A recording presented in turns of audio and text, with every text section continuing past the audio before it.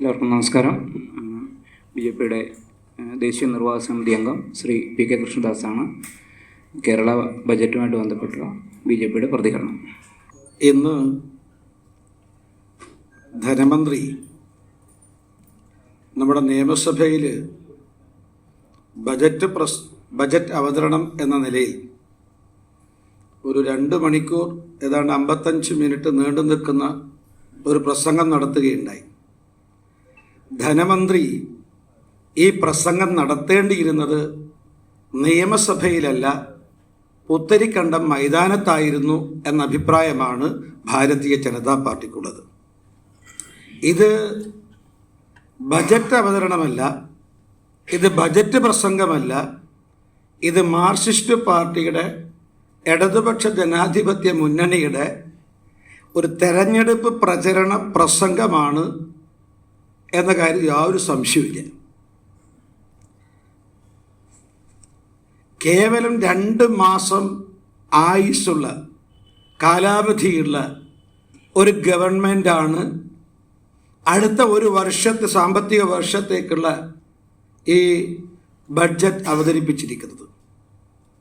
ഭരണഘടനാപരമായി അവതരിപ്പിക്കേണ്ട ഈ ബഡ്ജറ്റ് അവതരണം, അതിൻ്റെ പവിത്രത പോലും നമ്മുടെ ധനമന്ത്രി നഷ്ടപ്പെടുത്തിയിരിക്കുകയാണ്. മാത്രമല്ല, ഈ പ്രസംഗത്തിലുടനീളം നടത്തിയത് കേന്ദ്രവിരുദ്ധ പ്രസംഗമാണ്. അതുകൊണ്ടാണ് ഞാൻ സൂചിപ്പിച്ചത്, ഇത് ബജറ്റ് പ്രസംഗമല്ല, CPM-ൻ്റെ LDF-ൻ്റെ തെരഞ്ഞെടുപ്പ് പ്രചരണ പ്രസംഗമാണ് പറയാൻ കാരണം, ഇവർ തെരുവുകളിൽ നടത്തുന്ന പ്രസംഗം ഇതല്ല. മാർക്സിസ്റ്റ് പാർട്ടിയുടെ നേതൃത്വം, LDF-ൻ്റെ നേതാക്കന്മാർ നമ്മുടെ തെരുവുകളിൽ നടത്തുന്ന പ്രസംഗം ഒന്ന് കൂട്ടിയോജിപ്പിച്ചിട്ടാണ് ധനമന്ത്രി നിയമസഭയിൽ നടത്തിയത്.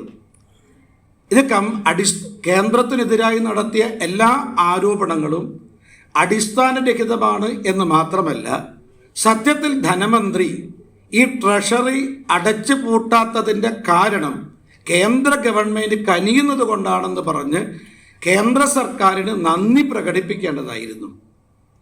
കേന്ദ്ര സർക്കാരിനെ കുറിച്ച് എന്താ ധനമന്ത്രി പറഞ്ഞത്? കേന്ദ്രം ഞങ്ങൾക്കൊന്നും നൽകുന്നില്ല എന്നുള്ളതാണ്. ഞങ്ങളിത് പല തവണ മാധ്യമങ്ങളുടെ മുന്നിൽ അവതരിപ്പിച്ചത്. ഒരു കാര്യം മാത്രം, ഞാൻ എല്ലാ കാര്യങ്ങളും പറയുന്നില്ല. കേന്ദ്ര നികുതി വിഹിതത്തിൽ കഴിഞ്ഞ 5 വർഷക്കാലം ഞങ്ങൾ കേന്ദ്ര ഗവൺമെൻറ് 1,16,000 കോടി രൂപ കേരളത്തിന് കൈമാറിയിട്ടുണ്ട്. ഇത് ധനമന്ത്രി നടത്തിയ ഉഡായിപ്പ് ബജറ്റ് പ്രസംഗത്തിലെ കണക്കല്ല, ഇത് കൃത്യമായ കണക്കുള്ളതാണ്. അതായത് കേന്ദ്ര നികുതി വിഹിതത്തിൽ കേരളത്തിന് കൊടുത്തത് 1,16,000 കോടിയാണ്. ഇവർ ദൂർത്തടിച്ചിട്ട് ധനകാര്യ കമ്മി ഉണ്ടാക്കി. പക്ഷെ ധനകാര്യ കമ്മി പരിഹരിക്കാൻ വേണ്ടിയിട്ട് കേന്ദ്രം 44,000 കോടി രൂപ കൈമാറിയിട്ടുണ്ട്.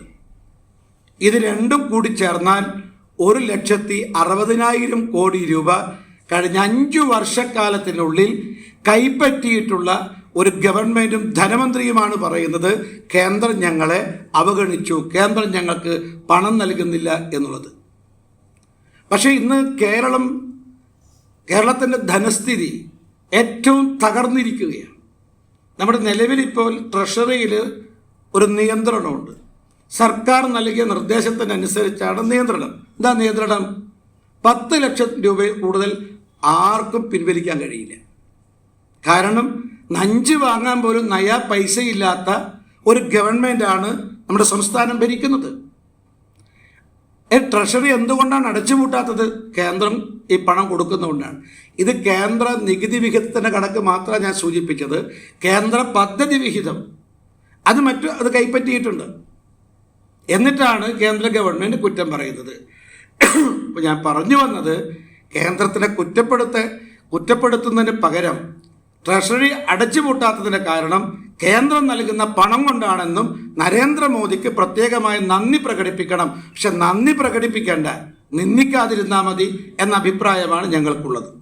2, ഈ ബജറ്റ് അവതരണത്തിൽ എന്ത് വിശ്വാസ്യതയുള്ളത്? ഇവർക്ക് 2 മാസത്തെ കാലാവധിയേ ഉള്ളൂ. ഇവരെ ഖജാനാവിലാണെങ്കിൽ 5 നയാ പൈസയില്ല. ഞാൻ സൂചിപ്പിച്ചല്ലോ, 10 ലക്ഷം രൂപ പിൻവലിക്കാൻ പോലും ഇന്ന് ട്രഷറിയിലൂടെ സാധ്യമല്ല. പണമില്ല എന്നാണ് പറയുന്നത്. പക്ഷെ ഇവർ പ്രഖ്യാപനങ്ങൾ നടത്തുകയാണ്. ഇപ്പോൾ ഉദാഹരണത്തിന് ശമ്പള കമ്മീഷൻ നടപ്പാക്കേണ്ട സമയം കഴിഞ്ഞു. എന്നിട്ടാണ് തെരഞ്ഞെടുപ്പ് അടുക്കുന്ന സമയത്ത്, 1 മാസം കഴിഞ്ഞ് തെരഞ്ഞെടുപ്പാണ്. ആ തെരഞ്ഞെടുപ്പിൻ്റെ സമയത്ത് തൊട്ട് മുമ്പാണ് ശമ്പള കമ്മീഷൻ പ്രഖ്യാപിക്കുന്നത്. എന്നിട്ടോ 3 മാസം കൊണ്ട് റിപ്പോർട്ട് എന്നാ പറഞ്ഞു. 3 മാസം കഴിഞ്ഞാൽ എന്താ സ്ഥിതി? പുതിയ ഗവൺമെൻറ് വരും, ഏത് ഗവൺമെൻറ് ആയാലും. പക്ഷെ കഴിഞ്ഞ 5 വർഷം 2024 ശമ്പള കമ്മീഷൻ റിപ്പോർട്ട് പുറത്തു വരികയും നടപ്പാക്കുകയും ചെയ്യേണ്ടതാണ്. അത് നടപ്പാക്കാതെ ഇപ്പം പ്രഖ്യാപിക്കാൻ എന്താ അർത്ഥമുള്ളത്? ഇപ്പം അഷ്വേർഡ് പെൻഷൻ കേന്ദ്ര ഗവൺമെൻറ് നടപ്പാക്കിയിട്ട് 1.5 വർഷം കഴിഞ്ഞു. അത് ഇതുവരെ നടപ്പാക്കിയിട്ടില്ല. ആ നടപ്പാക്കാത്ത ഗവൺമെൻറ് ഇപ്പം ഞങ്ങൾ നടപ്പാക്കുമെന്ന് പറയുന്നു. ഇതിലെന്ത് വിശ്വാസ്യതയുള്ളത്? ഇതെന്താ അർത്ഥമുള്ളത്? ഇത് കേരളത്തെ സർക്കാർ ജീവനക്കാരെ മാത്രമല്ല, കേരളത്തിലെ ജനങ്ങളുടെയും രാഷ്ട്രീയ ബോധത്തെ വെല്ലുവിളിക്കുകയാണ്. അതുകൊണ്ട് ഈ ബഡ്ജറ്റിന് യാതൊരു പ്രസക്തിയുമില്ല, യാതൊരു വിശ്വാസ്യതയുമില്ല. ഇത് കേവലം ഒരു ഉഡായിപ്പാണ് ഈ ബജറ്റ് അവതരണം എന്ന് നിസ്സംശയം പറയാൻ സാധിക്കും. പിന്നെ ചില പദ്ധതികൾ, ഇതിൽ വലിയ പദ്ധതികളുണ്ട്. ചില പദ്ധതികൾ നിങ്ങൾ നോക്കൂ, ആരുടെ പദ്ധതിയാണ്? ഇപ്പം റെയിൽവേ RRTS 100 കോടി നീക്കി വെച്ചു എന്ന് പറയുന്നു. ഇത് ആരുടെ പദ്ധതിയാണ്? ഈ കഴിഞ്ഞ ദിവസം മെട്രോമാൻ E. ശ്രീധരൻ പ്രഖ്യാപിച്ച പദ്ധതിയാണ് ബഹുമാനനായ ധനമന്ത്രി ബാലഗോപാൽ തൻ്റെ ബജറ്റിൽ ഉൾപ്പെടുത്തിയത്. നിങ്ങളെ മാധ്യമങ്ങളുടെ മുന്നിൽ വെച്ചാണ് E. ശ്രീധരൻ ഡൽഹിയിൽ കേന്ദ്ര ഗവൺമെൻറ് നടപ്പാക്കാൻ പോകുന്ന തിരുവനന്തപുരത്തു നിന്നും കാസർഗോഡ് തിരുവനന്തപുരത്തേക്കുമുള്ള പുതിയ അതിവേഗ റെയിൽപാതയെക്കുറിച്ച് പറഞ്ഞത്. അത് അവതരിപ്പിച്ചിരിക്കുന്നു. ആയിക്കോട്ടെ, ഞങ്ങളവർ ഈ ബജറ്റ് ഉൾപ്പെടുത്തിയതിൽ ഞങ്ങൾക്ക് വിരോധമൊന്നുമില്ല. പക്ഷെ ഒന്ന് പറയണം, ഇത് കേന്ദ്ര ഗവൺമെൻറ് പദ്ധതിയാണെന്ന്. മാന്യതയുണ്ടെങ്കിൽ. 2, വേറൊരു വലിയ പ്രഖ്യാപനം ധനമന്ത്രി നടത്തിയിട്ടുണ്ട്. ദേശീയപാത നിർമ്മാണം ദ്രുതഗതിയിൽ പൂർത്തിയാക്കുന്നു. ഇത് ആരുടെ പദ്ധതിയാണ്? വലിയൊരു പദ്ധതിയാണ് ഇത്. വലിയൊരു പ്രഖ്യാപനമാണ്. എന്തേ? ദേശീയപാത നിർമ്മാണം ദ്രുതഗതിയിൽ പൂർത്തിയാക്കും. ഇതും കേന്ദ്ര ഗവൺമെൻറ് പദ്ധതിയാണ്. ഞാൻ സൂചിപ്പിക്കുന്നത്, ആകെ പ്രഖ്യാപിക്കുന്ന പ്രധാനപ്പെട്ട പദ്ധതികളിൽ നടപ്പാകുന്ന പദ്ധതികളിൽ ആകെയുള്ളത് കേന്ദ്ര ഗവൺമെൻറ് പദ്ധതികൾ മാത്രമാണ്. മറ്റൊന്നും ഈ ബജറ്റിൽ പറഞ്ഞതൊന്നും നടപ്പാക്കാൻ വേണ്ടി പോകുന്നില്ല എന്നുള്ളതാണ് യാഥാർത്ഥ്യം. മറ്റൊന്ന് പറയാനുള്ളത്, ഈ എൽഡർലി ബഡ്ജറ്റ് നിങ്ങൾ കണ്ടിരിക്കും. ഒരു പുതിയ കൺസെപ്റ്റാണെന്നാണ് നമ്മുടെ ധനമന്ത്രി പറഞ്ഞത്. അതായത് വയോധികർക്ക് വേണ്ടിയിട്ട് ഒരു പുതിയ നയം ഞങ്ങൾ നടപ്പാക്കാൻ പോകുന്നു എന്ന്.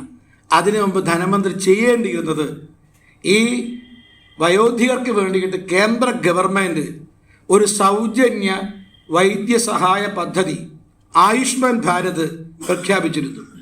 അത് ഇന്ത്യയിൽ നടപ്പാക്കാത്ത ഒരേ ഒരു ഗവൺമെൻറ് ഈ ബാലഗോപാൽ ധനമന്ത്രിയായിട്ടുള്ള ശ്രീ പിണറായി വിജയൻ മുഖ്യമന്ത്രിയായിട്ടുള്ള കേരളം മാത്രമാണ്. 5 ലക്ഷം രൂപയുടെ 5 ലക്ഷം രൂപ ഇവിടെ സൗജന്യ വൈദ്യസഹായ ഇൻഷുറൻസ് പദ്ധതിയാണ് ആയുഷ്മാൻ ഭാരത്. ഈ വയോധികരോട് എന്തെങ്കിലും സ്നേഹമുണ്ടായിരുന്നുവെങ്കിൽ അവർക്ക് സൗജന്യം 5 ലക്ഷം രൂപയുടെ സൗജന്യ ചികിത്സ ലഭിക്കുന്ന ഈ ആയുഷ്മാൻ ഭാരത് എന്ന് പറയുന്ന മോദി സർക്കാരിൻ്റെ പദ്ധതി ഇവർ നടപ്പാക്കേണ്ടിയിരുന്നു. അപ്പോൾ നടപ്പാക്കിയിട്ടില്ല. അതുകൊണ്ട് എല്ലാവരുടെയും ഈ വയോധികരോട് കാണിക്കുന്ന ഈ സ്നേഹത്തിൽ യാതൊരു ആത്മാർത്ഥതയും ഇല്ല. മറ്റൊന്ന്, നിങ്ങൾ ഈ ബഡ്ജറ്റിൽ ഇതിൽ യാതൊരു അകക്കാമ്പുമില്ല എന്ന് പറയാൻ കാരണം, നമ്മുടെ തകർന്നടിഞ്ഞൊരു സമ്പദ് വ്യവസ്ഥയാണ് കേരളത്തിലുള്ളത് എന്നെല്ലാവരും സമ്മതിക്കും. പക്ഷേ ഈ തകർന്നടിഞ്ഞ സമ്പദ് വ്യവസ്ഥയെ ഒന്ന് പുഷ്ടിപ്പെടുത്താനുള്ള എന്തെങ്കിലും നിർദ്ദേശങ്ങൾ ആർക്കെങ്കിലും ഭൂതക്കണ്ണ വെച്ച് നോക്കിയാൽ ഈ ബജറ്റിൽ കാണാൻ സാധിക്കുമോ? ആർക്കും കാണാൻ സാധ്യമല്ല. കാർഷിക മേഖല, വ്യാവസായിക മേഖല, അടിസ്ഥാന മേഖല, ഇതിലൊന്നും കാര്യമായിട്ടുള്ള ഒന്നും തന്നെ കാണുന്നില്ല. അതാ ഞാൻ സൂചിപ്പിച്ചത്. ഇപ്പോൾ ആ വാക്ക് ഉപയോഗിക്കാൻ പാടില്ലാത്തതാണ് എന്നറിയാവുന്നത് കൊണ്ട് തന്നെയാണ് ഇതൊരു ഉഡായിപ്പ് ബജറ്റാണെന്ന് പറയാൻ കാരണം അതുകൊണ്ടാണ്. അങ്ങനെ പറയാൻ പാടില്ല. പക്ഷെ ഇതിന് ആ പദം അല്ലാതെ മറ്റൊരു അനുയോജ്യമായ പദം മലയാള നിഘണ്ടുവിൽ ഇല്ലാത്തത് കൊണ്ടാണ് ഞങ്ങൾ ആ പദപ്രയോഗം നടത്തുന്നത്. മറ്റൊന്ന് നോക്കൂ, 2500 രൂപ ക്ഷേമ പെൻഷൻ കൊടുക്കും എന്നല്ലേ കഴിഞ്ഞ 5 വർഷം മുമ്പ് പറഞ്ഞത്? ഈ പോകുന്ന സമയത്തെങ്കിലും പറഞ്ഞോ നടപ്പാക്കുന്നു? പറഞ്ഞില്ലല്ലോ. മാത്രമല്ല, ആശാ വർക്കർമാർ എത്ര ദിവസം നിങ്ങൾ കണ്ടല്ലോ, വെയിലത്തും മഴയത്തും ഈ സെക്രട്ടേറിയറ്റ് മുന്നിൽ എത്ര മാസങ്ങൾ അവർ സമരം നടത്തിയത്. അവർക്ക് അനുവദിച്ചത് ഒരു ദിവസം 31 രൂപയാണ്. 31 രൂപ. ഈ ഗവൺമെൻറ് കയ്യിൽ ഞങ്ങളുടെ സമ്പദ് വ്യവസ്ഥ ശക്തമാണ്. ഞങ്ങളുടെ സമ്പദ് വ്യവസ്ഥ വളരെ ശക്തമായ സമ്പദ് വ്യവസ്ഥയാണ്, വളരുന്ന സമ്പദ് വ്യവസ്ഥയാണ്. ഇതൊക്കെയാണ് ധനമന്ത്രി അവകാശപ്പെടുന്നത്. അങ്ങനെയായിരുന്നെങ്കിൽ ഈ പാവങ്ങൾക്ക് പ്രതിദിനം 31 രൂപ കൂട്ടുന്നതിന് പകരം ഒരു 100 രൂപ കൂട്ടിയിരുന്നുവെങ്കിൽ അവർക്ക് അല്പെങ്കിലും മാന്യമായി ജീവിക്കാമായിരുന്നു. 31 രൂപ. അംഗനവാടി വർക്കർമാർക്ക് 31 രൂപയാണ് പ്രതിദിനം കൂട്ടിയത്. ഹെൽപ്പർമാർക്ക് വരുമ്പോൾ ആകെ 10 രൂപയോ അങ്ങനെ കൂട്ടിയത്. നമ്മുടെ എത്രയോ കൊല്ലം മുമ്പ് ശമ്പളം നിശ്ചയിച്ചതാണ്. നമ്മൾ സ്കൂളിലെ പാചക തൊഴിലാളിക്ക് അവർക്ക് കൂട്ടിക്കൊടുത്തത് 25 രൂപയാണ്. ഞാനിവിടെ ഇത് സൂചിപ്പിക്കാൻ എന്താ കാരണം എന്നറിയോ? ഈ സമ്പദ് വ്യവസ്ഥ ശക്തമാണ്, അതുപോലെ സമ്പദ് വ്യവസ്ഥ നമ്മുടെ ഭദ്രമാണ് എന്നൊക്കെ പറയുമ്പോൾ ഈ പാവങ്ങൾക്ക് പോലും ഒരു തുക കൂട്ടിക്കൊടുക്കാൻ ഈ അവസാന നിമിഷത്തിൽ ഇപ്പോൾ ഒരു സാധ്യമല്ല എന്നതിൻ്റെ അടിസ്ഥാനം എന്താ? ഖജാനാവ് കാലിയാണെന്നുള്ളതാണ്. അങ്ങനെ ഖജാനാവ് കാലിയായ ഒരു സർക്കാരിൻ്റെ ഈ പ്രഖ്യാപനത്തിൽ ഒരു വിശ്വാസവുമില്ല. ഞങ്ങൾക്കറിയാം, കേരളത്തിലെ ജനങ്ങൾ, പ്രത്യേകിച്ചും മാർക്സിസ്റ്റ് പാർട്ടിയിൽപ്പെട്ട അല്ലെങ്കിൽ ഇടതുപക്ഷ അനുഭാവികളായിട്ടുള്ള തൊഴിലാളികൾ, അത് സാധാരണക്കാർ, കർഷക തൊഴിലാളികൾ ആരും തന്നെ ഈ ബജറ്റിനെ വിശ്വസിക്കാൻ പോകുന്നില്ല എന്ന് മാത്രമല്ല, ഇത് ജനങ്ങൾ തട്ടിപ്പാണ് എന്നുള്ളത് കൊണ്ട് ഇതിനെതിരായിട്ടുള്ള ജനവിധിയായിരിക്കും കേരളത്തിൽ ആസന്നമായ നിയമസഭാ തെരഞ്ഞെടുപ്പിൽ ഉണ്ടാകാൻ വേണ്ടി പോകുന്നത്. അല്ല, ഞാൻ സൂചിപ്പിച്ചല്ലോ, അതുകൊണ്ടാണ് ഞാൻ പറഞ്ഞത് ഇതൊരു ബഡ്ജറ്റ് പ്രസംഗമല്ല, ഇത് അവരുടെ തെരഞ്ഞെടുപ്പ് പ്രചരണ പ്രസംഗം. കാരണം അവർ യാഥാർത്ഥ്യങ്ങൾക്ക് നിരക്കാത്ത അടിസ്ഥാനരഹിതമായ ആരോപണമാണ് കേന്ദ്ര സർക്കാരിനെതിരെ ഉന്നയിക്കുന്നത്. ഞാൻ സൂചിപ്പിച്ചല്ലോ, ഇതിന് എൻ്റെ കയ്യിൽ നമ്മുടെ കഴിഞ്ഞ 10 വർഷക്കാലം കേരളത്തിന് കൊടുത്ത തുകയുടെ വ്യക്തമായ പദ്ധതി വിഹിതത്തിൻ്റെ കണക്കും കൂടിയുണ്ട്. ഈ സ്വാതന്ത്ര്യാനന്തര ഭാരതത്തിൻ്റെ ചരിത്രത്തിൽ കേരളത്തിന് നികുതി വിഹിതത്തിലും അതേപോലെ തന്നെ പദ്ധതി വിഹിതത്തിലും ഇത്രയും കോടി രൂപ കൊടുത്ത മറ്റൊരു സർക്കാർ ഉണ്ടായിട്ടില്ല. ഞങ്ങൾ കഴിഞ്ഞ അമിത്ഷാജിയും അതുപോലെ തന്നെ സംസ്ഥാന അധ്യക്ഷൻ ശ്രീ രാജീവ് ചന്ദ്രശേഖർജിയും ഇക്കാര്യം ഓരോന്നും അക്കമിട്ടുകൊണ്ട് ഓരോ പദ്ധതി അതിൽ നൽകിയ തുക മൊത്തം 10 വർഷം കൊണ്ട് എത്ര കൊടുത്തു. മാർക്സിസ്റ്റ് പാർട്ടിയും കോൺഗ്രസും സംയുക്തമായി കേന്ദ്രം ഭരിച്ചപ്പോൾ അന്ന് കേരളത്തിന് കൊടുത്ത എത്രയാണ് എന്ന് വളരെ വ്യക്തമായി പറഞ്ഞിട്ടുണ്ട്. അതുകൊണ്ട് കേന്ദ്രത്തിൻ്റെ ഭാഗത്ത് നിന്ന് എല്ലാം പതിവിനും കഴിഞ്ഞ കാലഘട്ടത്തിൽ രാജ്യം ഭരിച്ച ഗവൺമെൻറ്റിന് വ്യത്യസ്തമായിട്ട് കേന്ദ്ര ഗവൺമെൻറ് കേരളത്തോട് ഉദാരമായ നിലപാടാണ് സ്വീകരിച്ചിട്ടുള്ളത്. അതിൻ്റെ കണക്കാണ് ഞങ്ങൾ വസ്തുനിഷ്ഠമായിട്ട് ജനങ്ങളുടെ മുന്നിലും മാധ്യമങ്ങൾക്ക് മുന്നിൽ അവതരിപ്പിച്ചത്. മാത്രമല്ല, ഞങ്ങൾ സംസ്ഥാനത്തെ ധനമന്ത്രിയോടും അതുപോലെ തന്നെ ഈ ഭരണകൂടത്തോട് ഞങ്ങൾ വെല്ലുവിളി നടത്തിയിട്ടുണ്ട്. എന്താ നടത്തിയത്? കേന്ദ്രം നൽകുന്ന വിഹിതത്തെ സംബന്ധിച്ച്, കേന്ദ്ര പദ്ധതി വിഹിതത്തെ സംബന്ധിച്ച്, നികുതി വിഹിതത്തെ സംബന്ധിച്ച് ഇതുവരെ കൊടുത്ത തുകയെക്കുറിച്ച് ഒരു പരസ്യമായ സംവാദത്തിന് തയ്യാറാണോ എന്നുള്ളതാണ്. ഇതുവരെ അവർ പ്രതികരണം അറിയിച്ചിട്ടില്ല. ഇപ്പം കണക്കാണല്ലോ, നമുക്ക് അളവ് പറയാൻ സാധ്യമല്ല. കേന്ദ്രം നൽകിയിട്ടുള്ള തുക. ഇപ്പം മറ്റൊന്ന് ഞാൻ സൂചിപ്പിക്കട്ടെ. ഇവർ പറഞ്ഞു, നമ്മുടെ ചൂരൽമല മുണ്ടക്കൈ ഈ ദുരന്തത്തിൽ പുനരധിവാസ പ്രവർത്തനത്തിൽ കേന്ദ്ര ഗവൺമെൻറ് യാതൊന്നും നൽകിയില്ല, സഹായിച്ചില്ല എന്നുള്ളത്. ഇത് പച്ചക്കള്ളമല്ലേ? കേന്ദ്രം, ഞാൻ ആധികാരികമായിട്ട് പറയുന്നു മാധ്യമ സുഹൃത്തുക്കളെ മുന്നിൽ, പുനരധിവാസ അതായത് ചൂരൽമല മുണ്ടക്കൈ പുനരധിവാസ പ്രവർത്തനത്തിനായിട്ട് വിവിധ വകുപ്പുകളിലായിട്ട് കേന്ദ്രം നൽകിയത് 888 കോടി രൂപയാണ്.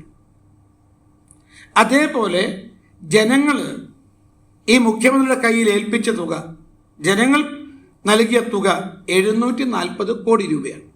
കേന്ദ്രം 888 കോടി രൂപ ഏൽപ്പിച്ചു. അത് കൈപ്പറ്റിയിട്ടുണ്ട് കേട്ടോ കേരള ഗവൺമെൻറ്. അതേപോലെ 740 കോടി രൂപ ജനങ്ങളും നൽകിയിട്ടുണ്ട്. ആകെ 1628 കോടി രൂപ ഈ ചൂരൽമല മുണ്ടക്കൈ പുനരധിവാസ പ്രവർത്തനത്തിന് വേണ്ടിയിട്ട് സർക്കാരിൻ്റെ കയ്യിലുണ്ട്. ഈ 1628 കോടിയിൽ ഇന്ന് വരെ ചെലവഴിച്ച തുക 200 കോടിയാണ്. 1428 കോടി രൂപ സംസ്ഥാന സർക്കാരിൻ്റെ കയ്യിലുണ്ട്. അത് നടപ്പാക്കാൻ പറ്റാത്തവരാണ് ഈ കേന്ദ്രത്തെ കുറ്റപ്പെടുത്തുന്നത്. ഈ കേന്ദ്രത്തിൽ വാങ്ങിയ പൈസ കയ്യിൽ വെച്ച് ചെലവാക്കാത്തവരാണ് ഇനി പൈസ തന്നില്ല എന്ന് പറയുന്നത്. എന്താ അർത്ഥമുള്ളത്? ഇങ്ങനൊരു ഗവൺമെൻറ്റിന് കളവ് പറയാൻ സാധിക്കുമോ? അതെ, ഞങ്ങൾ പറയുന്നത് ഒരു പഞ്ചായത്തിലാണ് ഈ സംഭവം നടന്നത്. ആ പഞ്ചായത്തിൽ 4 വാർഡിൽ, ഒരു കേരളം എന്നൊരു സംസ്ഥാനത്ത്, ഇപ്പോൾ സ്റ്റേറ്റ് ഗവൺമെൻറ് പോലും പറഞ്ഞത് ഇത് വയനാട് ദുരന്തം പറയാൻ പാടില്ല, കാരണം അങ്ങനെ ജില്ലയിൽ മൊത്തം ഉള്ളിയല്ല, മൊത്തം ബാധകമായ ഒരു ദുരന്തമല്ല. ഗവൺമെൻറ് പറഞ്ഞു, ഞങ്ങൾ അംഗീകരിക്കും തത്വത്തിൽ. ഈ സംസ്ഥാനത്ത് 14 റവന്യൂ ജില്ലയിൽ ഏതാണ്ട് 941 പഞ്ചായത്തിൽ ഒരു പഞ്ചായത്തിലെ 2 വാർഡിലാണ് ഈ ദുരന്തം നടന്നത്. കേന്ദ്ര ഗവൺമെൻറ് ഒക്കെ ഇത്രയും തുക കൊടുത്തിട്ടുണ്ട്. ബാക്കി സംസ്ഥാന ഗവൺമെൻറ് ചുമതല എന്താ? ഒരു 2 വാർഡിൽ ഒരു ദുരന്തം നടന്നിട്ട് അവർ കേന്ദ്രം ഇത്രയും നൽകിയിട്ട് ജനങ്ങൾ ഇത്രയും രൂപ നൽകിയിട്ടും ബാക്കി കാര്യങ്ങൾ പരിഹരിക്കാൻ ഈ സംസ്ഥാന ഗവൺമെൻറ് സാധിക്കുന്നില്ലെങ്കിൽ ഇവരെന്തിനാ ഭരണം നടത്തുന്നത്? ഇവരെ കഴിവുകേടല്ലേ അത്? ഈ കഴിവുകെട്ട ഗവൺമെൻറ് പിന്നെ എന്തിനാ ഭരണം നടത്തുന്നത്? കഴിവുള്ളവർ ഭരിച്ചോട്ടെ, അങ്ങനെയല്ലേ ചിന്തിക്കേണ്ടത്? അല്ല, ഞാൻ ചോദിക്കുന്നത്, കേന്ദ്ര ഗവൺമെൻറ് കൊടുക്കേണ്ട പൈസ മുഴുവൻ കൊടുത്തിട്ടുണ്ട്. ഇനി മാത്രമല്ല ഉദാരമായ നിലപാട് സ്വീകരിക്കുമെന്ന് പറഞ്ഞു. ഈ സംസ്ഥാന ഗവൺമെൻറ് എന്താ ചെലവഴിച്ചത് പറയട്ടെ. ഞാൻ പുനരധിവാസ പ്രവർത്തനത്തിൻ്റെ കണക്കാണ് പറഞ്ഞത്. ഈ ദുരന്തം നടന്ന സമയത്ത് അവിടെ കുറേ പ്രവർത്തനങ്ങൾ നടന്നല്ലോ. ആ പ്രവർത്തനത്തിൽ കേന്ദ്രത്തിൻ്റെ പണം എത്രയാണ്, സംസ്ഥാന ഗവൺമെൻറ് ചെലവഴിച്ച തുക എത്രയാണ്? കണക്ക് പറയട്ടെ മുഖ്യമന്ത്രി. ഞാൻ പറയുന്നത് കേന്ദ്രമാണ് 75% കൊടുത്തത്, 20% മാത്രമേ സംസ്ഥാനം ചെലവഴിച്ചിട്ടുള്ളൂ. ഏത് പുനരധിവാസ പ്രവർത്തനമല്ല, മറിച്ച് ആ ദുരന്തം നടന്ന സമയത്ത് സൗജന്യമായിട്ട് ഭക്ഷണം, ഒരുപാട് കാര്യങ്ങൾ ചെയ്തിട്ടുണ്ട്.